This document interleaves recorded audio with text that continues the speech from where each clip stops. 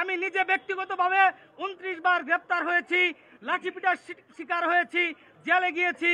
আমার অনেক সহযোদ্ধা সারা দেশের থেকে অনেকে প্রতিনিধি ছিল, তারাও সেখানে বিভিন্ন জায়গায় জেলে বন্দী হয়েছে। আমাদের চোখ মুখ বন্ধ করে আমাদেরকে র্যাব এসে, ডিবি এসে বিভিন্ন জায়গায় নিয়ে গেছে, উঠিয়ে নিয়ে গেছে। আমাদের পরিবারকে হেনস্থা করেছে, আমাদেরকে বিভিন্ন জায়গায় নিয়ে গিয়েছে।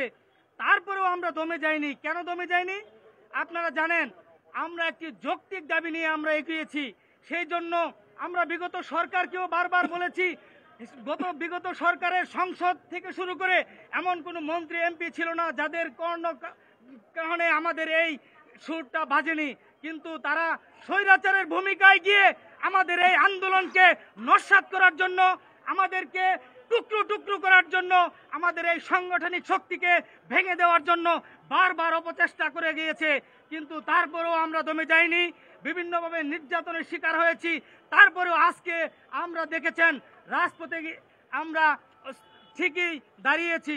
তবে যে কথাটি বলতে চাই, আমি শুধু সারা বাংলাদেশের মানুষের উদ্দেশ্যে বলতে চাই, প্রিয় সহযোদ্ধা বন্ধুদের উদ্দেশ্যে বলতে চাই, এদেশের সুশীল সমাজ, নাগরিক বৃন্দ, শিক্ষক বৃন্দ, আমাদের শ্রদ্ধেয় যারা আছেন তাদের সমীপে এবং এই দেশের রাষ্ট্রীয় প্রতিনিধিদেরকে বলতে চাই, বিগত সরকার যাদেরকে আমরা সকলে এক বাক্যে এখন বলে উঠছি যে স্বৈরাচারের ভূমিকায় ছিল, তাই যদি হয়ে থাকে, তাই যদি আমরা বিশ্বাস করি, তাহলে আমরা যে আন্দোলনের মাধ্যমে যে নির্যাতনের পর এই সরকার, অর্থাৎ অন্তর্বর্তীকালীন সরকার বা আপনারা যে সরকারের নাম দেন না কেন, এই সরকারে এসে যখন আমরা এই ছাত্র সমাজ, সারা দেশের নির্যাতিত ছাত্র সমাজকে নিয়ে রাজপথে আমরা একটি ন্যায্য দাবির জন্য আমরা তাদের কাছে হাত পেতে ভিক্ষার মতো চাচ্ছি, তারা আমাদেরকে কোনো ফ্লোর দিচ্ছে না।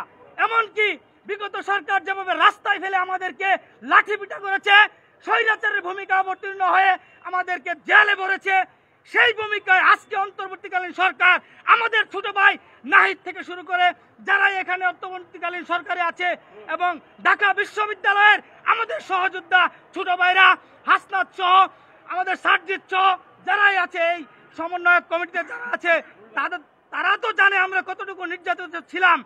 আমরা বৈষম্য বিরোধী ছাত্র আন্দোলনে আমাদের অনেক সহযোদ্ধা আহত হয়েছে, গুলি খেয়েছে, আমার পাশে এখনো বসে আছে। রাস্তা থেকে তাকে তুলে নিয়ে আমরা হাসপাতালে নিয়ে গিয়েছিলাম। আমরা এই আন্দোলন করেছি, আমরা এই সরকারকে পতন ঘটিয়েছি। কেন ঘটিয়েছি? আমরা আমাদের অধিকার খুঁজে পাই নাই বিদায় আমরা ঘটিয়েছি। আমি সেই কথাই বলতে চাই, যদি বিগত সরকার আমাদের যেভাবে নির্যাতন করেছে, গত 30 তারিখে আমাদের সহযোদ্ধাদের উপর, আমাদের উপর এই সরকারের এই পেটুয়া বাহিনী আবারও ঝাঁপিয়ে পড়েছিল, গুলিবিদ্ধ করেছে, রাস্তায় ফেলে আমাদেরকে পিটিয়েছে, তাহলে আমি একটি কথা উদাত্ত কণ্ঠে বলতে চাই, বিগত স্বৈরাচারী সরকার আর এই সরকারের মধ্যে পার্থক্য কোথায়? এটাই সরকারকে বলতে হবে, এদেশের মানুষকে বলতে হবে।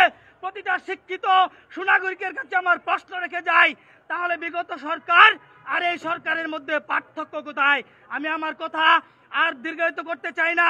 এ পর্যায়ে আপনাদের সম্মুখে সংক্ষিপ্ত কথা নিয়ে আসছেন আমাদের প্রিয় সহযোদ্ধা, রাজপথের লড়াকু, যিনি অধিকারের জন্য আমাদের সাথে সংগ্রাম করে আসছেন, আমাদের প্রিয় সঞ্জয় দাদাকে বলবো কিছু কথা বলার জন্য। থ্যাংক ইউ আলী, ধন্যবাদ। আমরা এই চাকরিতে আবেদনের বয়সসীমা যে বাড়ানোর জন্য যে রাজপথে যে আন্দোলন করে আসছি, এটা রাজু ভাই বলে গেছে দীর্ঘ 12 বছর, কিন্তু 12 বছরে এর কোনো পরিবর্তন হয় নাই। আমরা দেখেছি যে বিভিন্ন সময় সরকারের বিভিন্ন জনপ্রশাসন মন্ত্রণালয়, সংসদীয় স্থায়ী কমিটি এটা সুপারিশ করেছে এবং সুপারিশ করে আমাদের অর্থাৎ দেখিয়েছে, কিছুদিন গেছে এবং এটা ঝুলে আছে। তাই এই সরকারও দেখলাম এই যে কয়েক সপ্তাহ পার হয়ে গেছে, যারা সুপারিশ করেছে 35 ছেলেদের ক্ষেত্রে এবং নারীদের ক্ষেত্রে 37, কিন্তু এরাও বাস্তবায়ন বা কোনো কিছু করতেছে না, এরা আবার 32-এর কথা বলতেছে।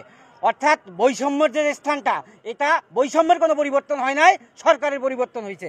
তাই সেখান থেকে আমরা বলতে চাই, আমাদের যে ব্যানারে আছে ন্যূনতম 35, যে ইন্টারন্যাশনালি বিভিন্ন দেশে যে 162 দেশে যে ন্যূনতম 35-59 পর্যন্ত আছে, যে ন্যূনতম 35 চাচ্ছি। আর উন্মুক্তর বিষয়টা হচ্ছে আমাদের যে বিসিএস এ যে 26টা ক্যাডার পদ আছে, এর মধ্যে 14টা ক্যাডারে অর্থাৎ প্রফেশনাল ক্যাডারে যে 12টা আছে ওই 12টাতে আমরা উন্মুক্ত চাচ্ছি। সেক্ষেত্রে শিক্ষা, স্বাস্থ্য এবং জুডিশিয়ারি সহ বিভিন্ন সেক্টরে আমরা এই 12টায় উন্মুক্ত চাচ্ছি। আর অন্য অন্য ক্যাডারে আমরা চাচ্ছি ন্যূনতম 35 হোক। আর এই ন্যূনতম যদি 35 না করা হয় এবং অন্য অন্য সেক্টর উন্মুক্ত না করা পর্যন্ত আমাদের এই আন্দোলন চলবে।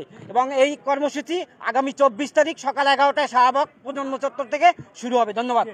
এ পর্যায়ে আপনাদের সামনে আপনারা জানেন যে 30শে অক্টোবর পুলিশি নির্যাতনে যে সবচেয়ে বেশি ভুক্তভোগী ছিল আমাদের মুরাদ জগন্নাথ বিশ্ববিদ্যালয়ের, তার কথা বলেন, এখানে দাঁড়ায় কথা বলেন, ঠিক আছে? তাকে হামলা করা হয়েছিল, বলেন।